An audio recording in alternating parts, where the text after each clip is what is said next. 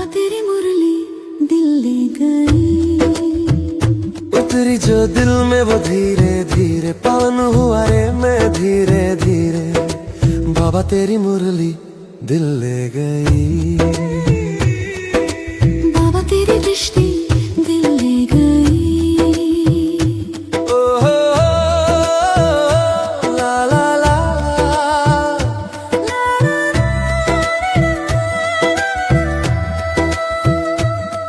बाबा तुझसे मिलकर ये जाना है,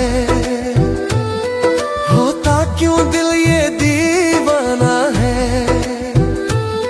तय कर लिया तुम। आज हम 17 नवंबर 2025 के महावाक्य सुनेंगे। प्रातः मुरली ओम शांति बाप दादा मधुवन। आज प्यारे शिव बाबा बोले, मीठे बच्चे, यह पुरुषोत्तम संगम युग है। यह पुरुषोत्तम संगम युग है। पुरानी दुनिया अब बदल नई बन रही है। हाँ, बाबा कहते बच्चे, यह पुरुषोत्तम संगम युग है। पुरानी दुनिया बदल अब नई बन रही है। तुम्हें अब पुरुषार्थ कर उत्तम देव पद पाना है। तुम्हें माना किसे? हम बच्चों को, है ना। हम बच्चे कौन? रूहानी, जो अपने को आत्मा समझ के बाबा के सामने बैठे। बाबा उनसे क्या कहते बच्चे? तुम्हें अब पुरुषार्थ कर उत्तम देव पद पाना है। प्रश्न में बाबा ने आज पूछा, सर्विस एबुल बच्चों की बुद्धि में कौन सी बात सदैव याद रहती है? जो सर्विस एबुल बच्चे होते हैं उनकी बुद्धि में बाबा ने पूछा कौन सी बात सदा याद रहती है? उत्तर है, उन्हें याद रहता है कि धन दिए धन ना खूटे। जितना हम ज्ञान रत्नों का, ज्ञान धन का दान करते हैं वो उतना ही बढ़ता जाता है। इसलिए कहा कि याद रहता है कि धन दिए धन ना खूटे। इसीलिए वह रात दिन नींद का भी त्याग कर ज्ञान धन का दान करते रहते हैं, थकते ही नहीं हैं, है ना। सेवा में कुछ ना कुछ उनका चलता रहता है। लेकिन अगर खुद में कोई अवगुण होगा तो सर्विस करने का भी उमंग नहीं आ सकता, है ना। यह श्रीमत पे नहीं चलते, अंदर अपवित्रता है तो उन्हें फिर खुद ब खुद अंदर से इच्छा नहीं होती, खुशी नहीं होती सेवा करने की। और जिनको बाबा के प्रति बहुत प्यार स्नेह नशा है वो कुछ ना कुछ करके वो बाबा का सेवा की युक्ति रचते रहते हैं। इसलिए बाबा ने बच्चों को कहा उन्हें हमेशा बुद्धि में याद रहता है, धन दिए धन ना खूटे। अच्छा, ओम शांति ओम शांति। सुनते हैं मुरली को विस्तार से। बाबा बोले, मीठे मीठे रूहानी बच्चों प्रति बाप बैठ समझाते हैं। क्या समझाते हैं? बच्चे जानते हैं, परम पिता रोज रोज समझाते हैं, जैसे रोज रोज टीचर पढ़ाते हैं। बाप सिर्फ शिक्षा देंगे, संभालते रहेंगे, क्योंकि बाप के तो घर में ही बच्चे रहते हैं, माँ बाप साथ रहते हैं। यहाँ तो यह वंडरफुल बात है कि रूहानी बाप के पास तुम रहते हो। एक तो रूहानी बाप के पास मूल वतन में रहते हो, फिर कल्प में एक ही बार बाप आते हैं। पहले कहाँ रहते हो? अपने बाप के पास।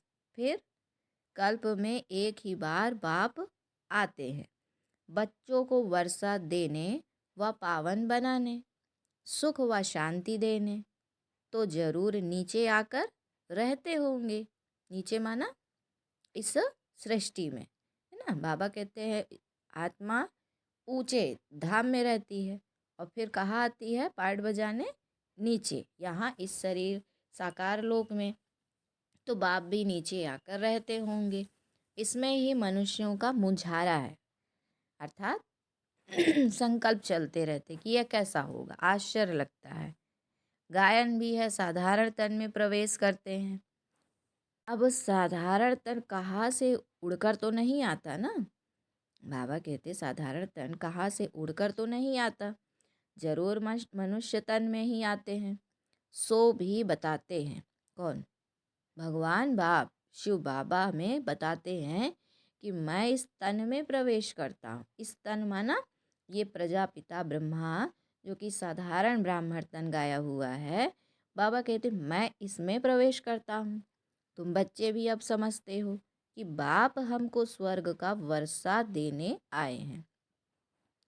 जरूर हम लायक नहीं हैं, पतित बन गए हैं। सब कहते भी हैं हे पतित पावन आओ, आकर हम पतितों को पावन बनाओ। तो बाप कहते हैं मुझे कल्प कल्प पतितों को पावन करने की ड्यूटी मिली हुई है। हे बच्चों, अब इस पतित दुनिया को पावन बनाना है। पुरानी दुनिया को पतित, नई दुनिया को पावन कहेंगे। गोया पुरानी दुनिया को नया बनाने बाप आए हैं। कलयुग को तो कोई भी नई दुनिया नहीं कहेंगे। यह तो समझ की बात है ना। कलयुग है पुरानी दुनिया। बाप भी आएंगे जरूर पुराने और नए के संगम पर, है ना। जब एकदम दुनिया पुरानी पतित हो जाती है तब भगवान आके उसे नया बनाते हैं, वो भी कब? संगम पर। जब कहा भी तुम यह समझाते हो तो बोलो यह पुरुषोत्तम संगम युग है। बाप आया हुआ है।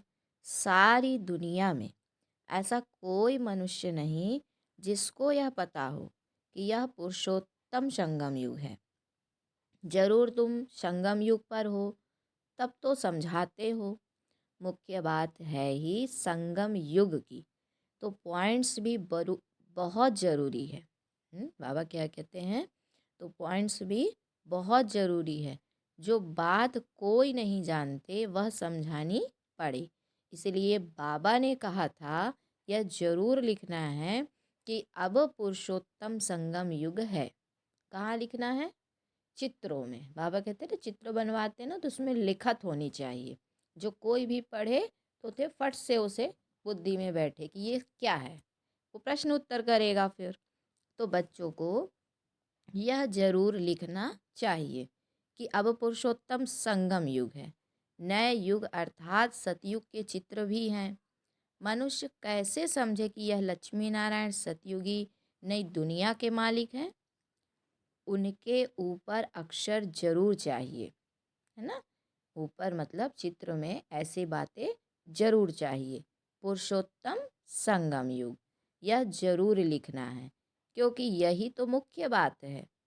लक्ष्मी नारायण के चित्र के ऊपर में ये पॉइंट लिखना चाहिए। मनुष्य समझते हैं कलयुग में अभी बहुत वर्ष पड़े हैं। बाबा ने कहा मनुष्य समझते हैं कि कलयुग में अभी बहुत वर्ष पड़े हैं, बिल्कुल ही घोर अंधियारे में है। तो समझाना पड़े नई दुनिया के मालिक यह लक्ष्मी नारायण है। यह है बाबा ने कहा यह है पूरी निशानी। तुम कहते हो इस राज्य की स्थापना हो रही है। किस राज्य की? ये लक्ष्मी नारायण राज्य की। गीत भी है ना, नव युग आया अज्ञान नींद से जागो। तो यह तुम बच्चे जानते हो।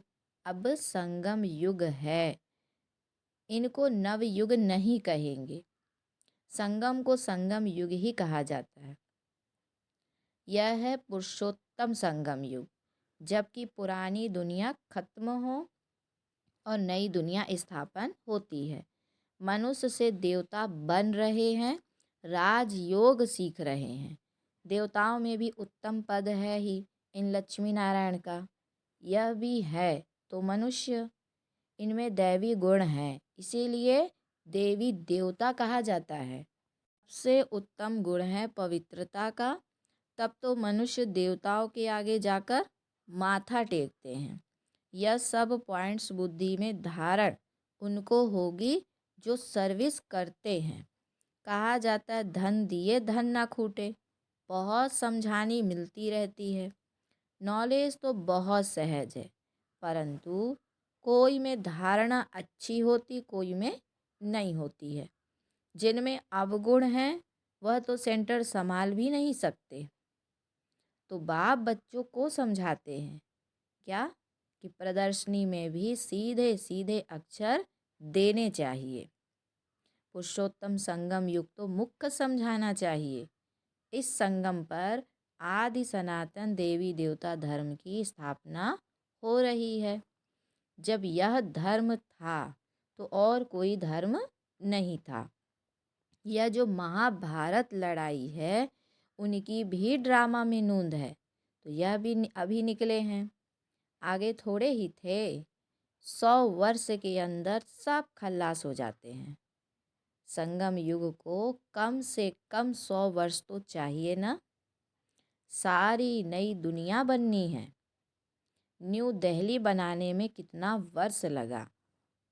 तुम समझते हो कि भारत, बाबा ने कहा, तुम समझते हो कि भारत में ही नई दुनिया होती है, फिर पुरानी खलास हो जाएगी।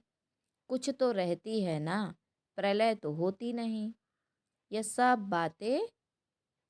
बातें तुम्हारी बुद्धि में हैं। तुम्हारी बुद्धि में क्यों हैं? क्योंकि तुम बाबा के बच्चे, तुम रोज पढ़ाई पढ़ते हो, इसलिए ये सारी बातें तुम्हारी बुद्धि में अब क्लियर हो गई है ना। तो अभी है संगम युग। नई दुनिया में जरूर यह देवी देवता थे, फिर यह होंगे। यह है राजयोग की पढ़ाई। कौन सी पढ़ाई है? राजयोग। अगर कोई डिटेल में नहीं समझा सकते तो सिर्फ एक बात बोलो, परमपिता परमात्मा जो सबका बाप है उनको तो सब याद करते हैं, वह हम सब बच्चों को कहते हैं।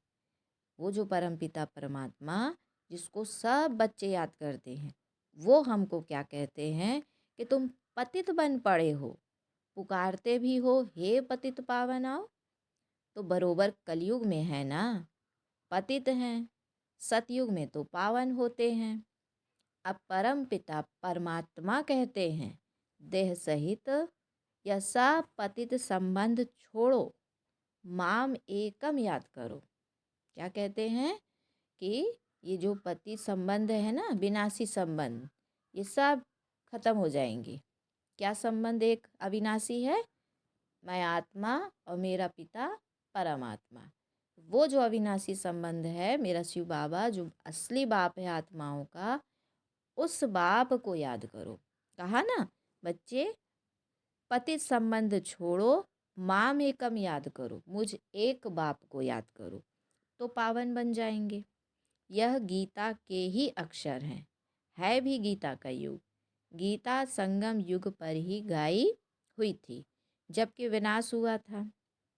बाप ने राजयोग सिखाया था, राजाई स्थापन हुई थी, फिर जरूर होगी। तो यह सब रूहानी बाप समझाते हैं ना।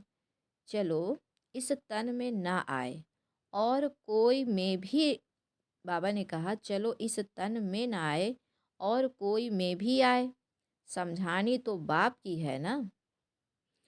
हम इनका तो नाम लेते नहीं हैं, हम तो सिर्फ बतलाते हैं। क्या बतलाते हैं? कि बाप कहते हैं कि मुझे याद करो तो तुम पावन बन और मेरे पास चले आएंगे, है ना। इनके लिए नहीं कहते कि इनको याद करो। बाबा ने कहा इनको, माना ये जो रथ है इनको याद नहीं करना है, बाप इनके रथ द्वारा कहते हैं कि मुझे याद करो तो तुम पावन बन मेरे पास चले आएंगे। कितना सहज है, सिर्फ मुझे याद करो। और 84 के चक्र का ज्ञान बुद्धि में हो। किसका ज्ञान? 84 के चक्र का। तभी तो स्वदर्शन चक्र घूमेगा ना। तो जो धारणा करेगा वह चक्रवर्ती राजा बनेगा। यह मैसेज तो सब धर्म वालों के लिए है, सब धर्म वालों के लिए है ना। बाबा यहाँ किसी एक को नहीं पढ़ा रहा, किसी एक धर्म को नहीं पढ़ा रहा, किसी एक व्यक्ति को नहीं पढ़ा रहा। बाबा ये आत्माओं को पढ़ा रहा है। इसलिए बाबा ने कहा जो भी मनुष्य आत्माओं ने देह में आने के बाद जो जो धर्म अपने बनाए हैं, क्योंकि ये तो सब मनुष्यों का बनाया हुआ है, तो भगवान सबको पढ़ा रहा है। उसमें कोई भी धर्म की आत्मा आके पढ़ सकती है, क्योंकि ये पढ़ाई शरीर की नहीं है। किसकी पढ़ाई है? आत्मा की पढ़ाई है। तो बाप क्या कहते बच्चे, यह मैसेज तो सब धर्म वालों के लिए है। घर तो सबको जाना है, क्योंकि घर भी एक है, बाप भी एक है और हम सब आत्माएं जो हैं ज्योति बिंदु हैं। तो घर तो सबको जाना है, हम भी घर का ही रास्ता बताते हैं। पादरी आदि कोई भी हो, तुम उनको बाप का संदेश दे सकते हो। कोई भी आत्मा हो, है ना, किसी भी धर्म से हो, लेकिन वो तो संदेश बाप का है, आत्मा का है। तुमको खुशी का बहुत पारा चढ़ना चाहिए कि परम पिता परमात्मा कहते हैं कि माम एकम याद करो तो तुम्हारे विकर्म विनाश होंगे। सबको यही याद कराओ। बाप का पैगाम सुनाना ही नंबर 1 सर्विस है। क्या बोला बाबा ने कि बाप का पैगाम सुनाना ही नंबर 1 सर्विस है। गीता का युग भी अब है, बाप आए हैं, इसलिए वही चित्र शुरू में रखना चाहिए। जो समझते हैं हम बाप का पैगाम दे सकते हैं तो तैयार रहना चाहिए, दिल में आना चाहिए, हम भी अंधों की लाठी बने। तो यह पैगाम तो कोई को भी दे सकते हो। बीके का नाम सुनकर ही डरते हैं।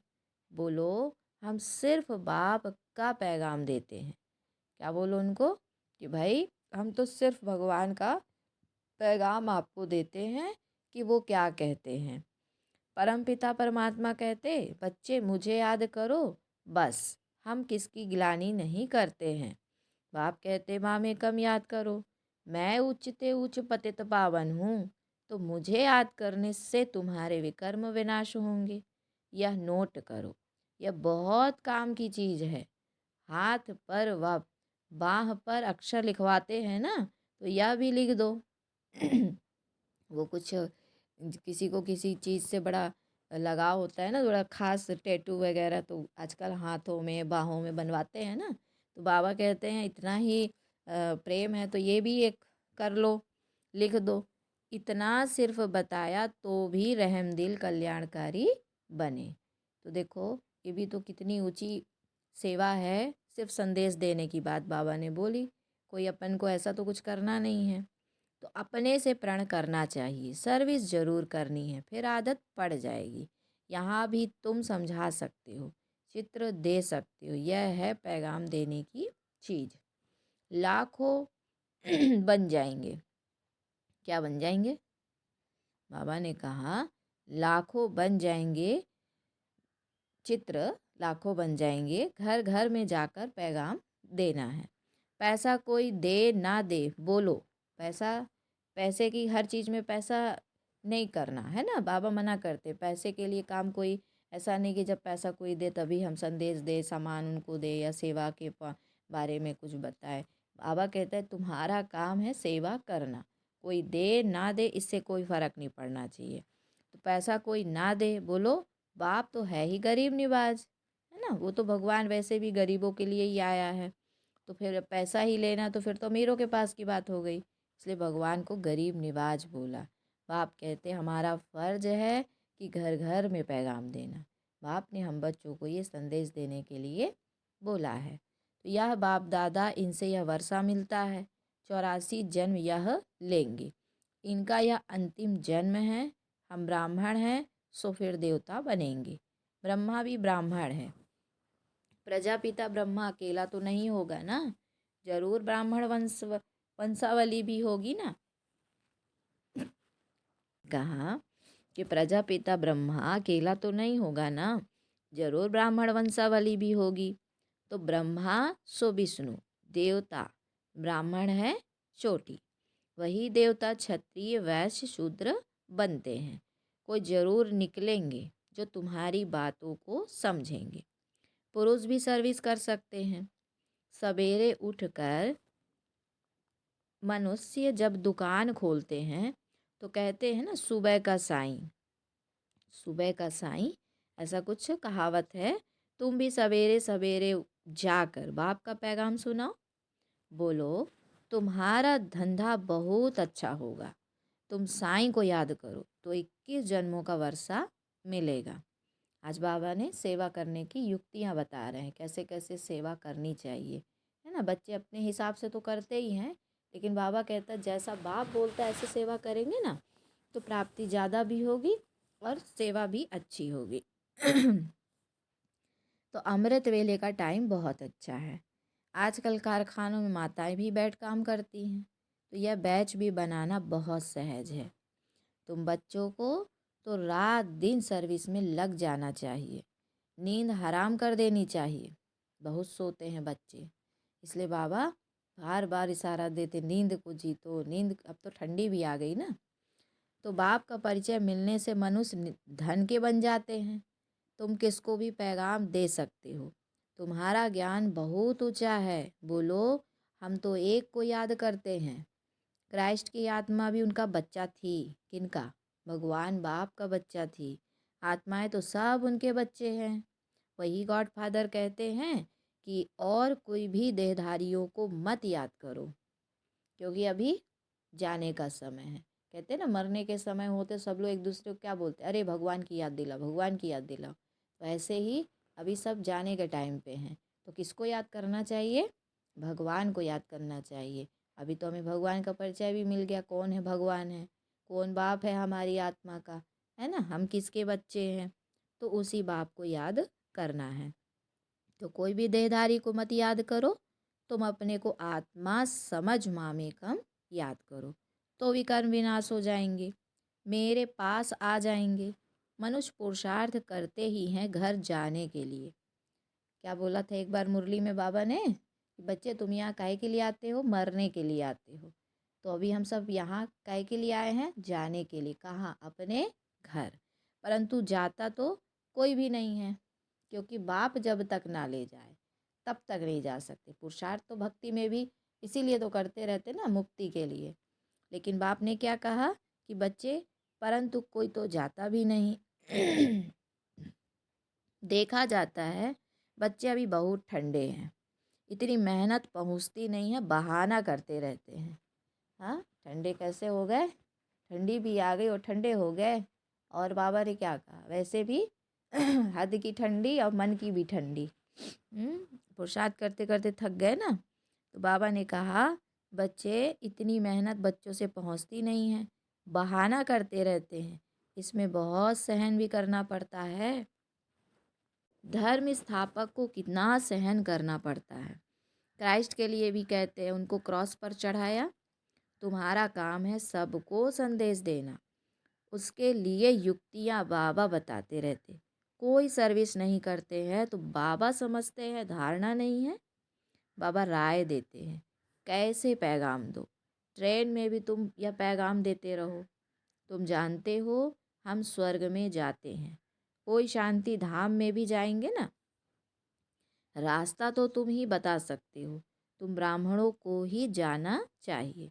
तो बहुत हैं, ब्राह्मणों को कहाँ भी रखेंगे ना। बाबा ने कहा ब्राह्मणों को कहाँ तो रखेंगे ना, ब्राह्मण देवता क्षत्रिय प्रजापिता ब्रह्मा की औलाद तो जरूर होंगे ना। आदि में है ही ब्राह्मण। तुम ब्राह्मण हो ऊंचते ऊंच, वह ब्राह्मण है कुखवंशावली। ब्राह्मण तो जरूर चाहिए ना, नहीं तो प्रजापिता ब्रह्मा के बच्चे ब्राह्मण कहाँ गए। ब्राह्मणों को तो तुम बैठ समझाओ, वह तो झट समझ जाएंगे। बोलो, तुम भी ब्राह्मण हो, हम भी अपने को ब्राह्मण कहलाते हैं। अब बताओ, तुम्हारा धर्म स्थापन करने वाला कौन? ब्रह्मा के सिवाय कोई नाम ही नहीं लेंगे। तुम ट्रायल कर देखो, ब्राह्मणों के भी बहुत बड़े बड़े कुल होते हैं, पुजारी ब्राह्मण तो ढेर हैं। अजमेर में ढेर बच्चे जाते हैं, कभी कोई ने समाचार नहीं दिया कि ब्राह्मणों से मिले हैं। उनसे पूछा, तुम्हारा धर्म स्थापन करने वाला कौन? ब्राह्मण धर्म किसने स्थापन किया? तुमको तो मालूम है सच्चे ब्राह्मण कौन है? तुम बहुतों का कल्याण कर सकते हो। यात्राओं पर भक्त ही जाते हैं। यह चित्र तो बहुत अच्छा है लक्ष्मी नारायण का। तुमको मालूम है जगत अम्बा कौन है, लक्ष्मी कौन है? ऐसे ऐसे तुम नौकरों भिलनियों आदि को भी समझा सकते हो। तुम्हारे बिगर तो कोई है नहीं जो उन्हों को सुनाए। बहुत रहम दिल बनना है। बोलो, तुम भी पावन दुनिया में जा सकते हो। अपने को आत्मा समझो, शिव बाबा को याद करो, शौक बहुत होना चाहिए किसको भी रास्ता बताने का। जो खुद याद करते होंगे वही दूसरों को याद कराने का पुरुषार्थ करेंगे। बाप तो नहीं जाकर बात करेंगे। यह तो तुम बच्चों का काम है। गरीबों का भी कल्याण करना है। बेचारे बहुत सुखी हो जाएंगे। थोड़ा याद करने से प्रजा में भी आ जाएंगे। वह भी अच्छा है। यह धर्म तो बहुत सुख देने वाला है। दिन प्रतिदिन तुम्हारा आवाज़ जोर से निकलेगा। सबको यही पैगाम देते रहो कि अपने को आत्मा समझ बाप को याद करो। तुम मीठे मीठे बच्चे पद्मा पदम भाग्यशाली हो। जबकि महिमा सुनते हो तो समझते हो, फिर भी कोई बात की फिकरात आदि क्यों रखनी चाहिए। यह है गुप्त ज्ञान, गुप्त खुशी। तुम हो इनकॉग्निटो वॉरियर्स। तुमको अननोन वॉरियर्स कहेंगे और कोई अननोन वॉरियर्स हो नहीं सकता। तुम्हारा दिलवाड़ा मंदिर पूरा यादगार है। दिल लेने वाले का परिवार है ना। महावीर, महावीरनी और उनकी औलाद, यह पूरा पूरा तीर्थ है। काशी से भी ऊंची जगह हुई। क्या कहा बाबा ने? तुम्हारा दिलवाड़ा मंदिर पूरा यादगार है। दिल लेने वाले का परिवार है ना। महावीर, महावीरनी और उनकी औलाद, यह पूरा पूरा तीर्थ है। काशी से भी ऊंची जगह हुई, है ना। मतलब स्थान से भी बाबा ने बताया कि दिलवाड़ा मंदिर में यादगार बना हुआ है, इसलिए उसे काशी से भी ऊंचा बता दिया। अच्छा, फिर बाबा ने बच्चों को याद प्यार दिया। मीठे मीठे सिकलधे बच्चों प्रति माता पिता बाप दादा का याद प्यार और गुड मॉर्निंग। रूहानी बाप की रूहानी बच्चों को नमस्ते। हम रूहानी बच्चों की रूहानी माता पिता बाप दादा को याद प्यार गुड मॉर्निंग और नमस्ते। फिर है धारणा के लिए मुख्य सार। बाबा बोले, घर घर में जाकर बाप का पैगाम देना है। सर्विस करने का प्रण करो। सर्विस के लिए कोई भी बहाना ना दो, है ना। अभी तो मनसा सेवा का चल रहा है, तो मनसा सेवा में भी तो कोई विघन डाल ही नहीं सकता, है ना। बाबा कहते बच्चे विघन तो वैसे भी देखो, किसी को घर से नहीं निकलने को मिलता, कोई कहीं जा नहीं सकता, वो एक अलग बात। लेकिन अभी तो बाबा ने मनसा सेवा के लिए विशेष बोला। अमृत वेला बहुत अच्छे से बाबा की याद करो। पृथ्वी को साकाश दो, पांचों तत्वों को साकाश दो, है ना, आत्माओं को साकाश दो। सारी विधियाँ बाबा ने तो बता रखी हैं। तो अभी ये बहाना मत दो कि सर्विस नहीं करने का टाइम है, क्योंकि अभी मनसा सेवा बहुत अच्छे से कर सकते हैं। तो किसी भी बात में बाबा ने कहा फिक्रात नहीं करनी है ना। गुप्त खुशी में रहना है। किसी भी देहधारी को याद नहीं करना है। एक बाप की याद में रहना है। यही है सच्ची कमाई, एक बाप की याद में रहना है। फिर बाबा ने बच्चों को वरदान दिया कल्याणकारी बाप और समय का हर सेकंड लाभ उठाने वाले, निश्चय बुद्धि निश्चिंत भव। कल भी समय के महत्व के ऊपर मुरली चली। आज भी देखो बाबा ने कहा कि कल्याणकारी बाप और समय का हर सेकंड लाभ उठाने वाले, निश्चय बुद्धि निश्चिंत भव। जो भी दृश्य चल रहा है उसे त्रिकालदर्शी बनकर देखो। हिम्मत और उल्लास में रह। स्वयं भी समर्थ आत्मा बनो और विश्व को भी समर्थ बनाओ। स्वयं के तूफानों में हिलो मत। स्वयं के तूफानों में हिलो मत, अचल बनो। जो समय मिला है, साथ मिला है, अनेक प्रकार के खजाने मिल रहे हैं, उनसे संपत्तिवान और समर्थिवान बनो। सारे कल्प में ऐसे दिन फिर आने वाले नहीं हैं। इसीलिए अपनी सब चिंताएं बाप को देकर निश्चय बुद्धि बन सदा निश्चिंत रहो। कल्याणकारी बाप और समय का हर सेकंड लाभ उठाओ। इतना प्यारा बाबा वरदान दिए। देखो, निश्चय बुद्धि बन सदा निश्चिंत रहो। कोई भी सीन आ रहा, कोई भी बात आ रही, परिस्थिति आ रही, अभी सब बाप को दे दो क्योंकि अभी बाप के पास हम हैं, अभी बाबा साथ है हमारे, अभी समय साथ है, सब कुछ कल्याणकारी हो रहा है। इसलिए बाबा कहते बच्चे अभी कोई चिंता नहीं करो, हर सेकंड सफल कर लो। अच्छा, स्लोगन में बाबा कहे बाप के संग का रंग लगाओ, बाप के संग का रंग लगाओ तो बुराइयां स्वतः समाप्त हो जाएगी, है ना। बुराइयां कैसे समाप्त हो जाएंगी? जब बाप के संग का रंग लग जाएगा ना, तो बस फिर अपने आप सारी बुराइयां खत्म। अब व्यक्ति सारे हैं, विदेही बनने की विधि है बिंदी बनना, अशरीरी बनते हो, कर्मातीत बनते हो, सबकी विधि बिंदी है। इसीलिए बाप दादा कहते हैं अमृत वेले बाप दादा से मिलन मनाते, रूह रिहान करते, जब कार्य में आते हो तो पहले 3 बिंदियों का तिलक मस्तक पर लगाओ और चेक करो किसी भी कारण से यह स्मृति का तिलक मिट तो नहीं जाता है। अविनाशी अमिट तिलक रहे। बाबा ने कहा अविनाशी अमिट तिलक रहे। अच्छा, ओम शांति, ओम शांति। बाबा तेरी मुरली दिल ले गई, उतरी जो दिल में वो धीरे धीरे पावन हुआ रे मैं धीरे धीरे। बाबा तेरी मुरली दिल ले गई।